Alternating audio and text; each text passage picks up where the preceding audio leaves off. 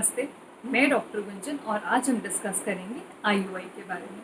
IUI यानी intra uterine insemination. यह एक कृत्रिम तरीका है गर्भधारण का।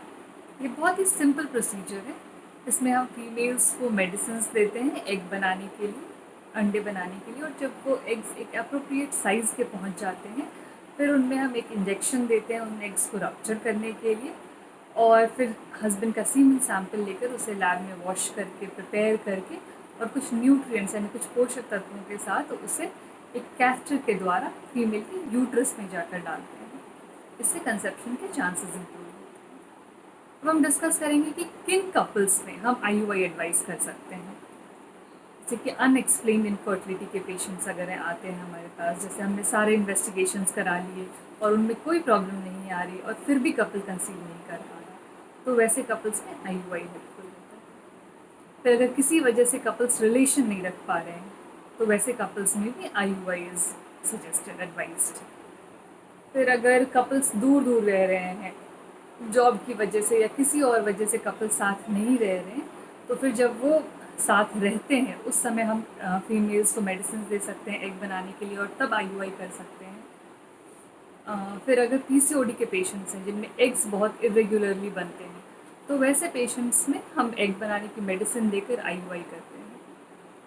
फिर अगर स्पर्म्स में, हस्बैंड के स्पर्म में कमी है, अगर उनकी मोटिलिटी या उनका काउंट जितना होना चाहिए उससे थोड़ा कम है, तो उस केसेस में भी आईयूआई से उसके स्पर्म की मोटिलिटी, उनका कॉन्सेंट्रेशन इम्प्रूव होता है और कंसेप्शन के चांसेस इम्प्रूव होते हैं।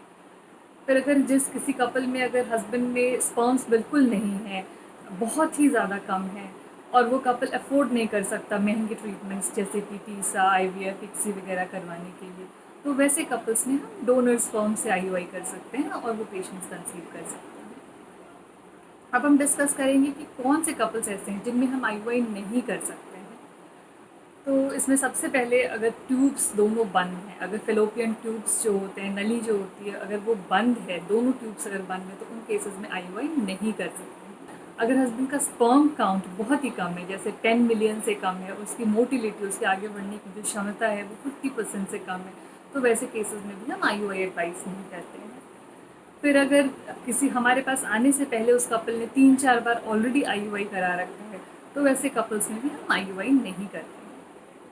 फिर अगर फीमेल का एज 35 से ज़्यादा है, अगर उसकी ओवेरियन रिजर्व यानी उनके अंडेदानी में जो अंडे हैं वो बहुत कम दिख रहे हैं, जो हमने एएमएच करवाया उसकी वैल्यू बहुत कम है, तो वैसे केसेस में भी हम आईयूआई एडवाइस नहीं करते हैं और उन कपल्स को हम डायरेक्टली आईवीएफ के लिए जाने के लिए सजेस्ट करते हैं। आईयूआई बहुत ही सिंपल प्रोसीजर है, पेनलेस प्रोसीजर है, कोई दर्द नहीं होता है इसमें, किसी बेहोशी की ज़रूरत नहीं होती, किसी हॉस्पिटल एडमिशन की ज़रूरत नहीं होती, और इसके बारे में ज़्यादा डिटेल में हम अपने नेक्स्ट वीडियो में डिस्कस करेंगे। आप अपने क्वेरीज, सवाल कमेंट बॉक्स में डाल सकते हैं और अपॉइंटमेंट या ऑनलाइन कंसल्टेशन के लिए नीचे लिखे लिंक पर क्लिक करें।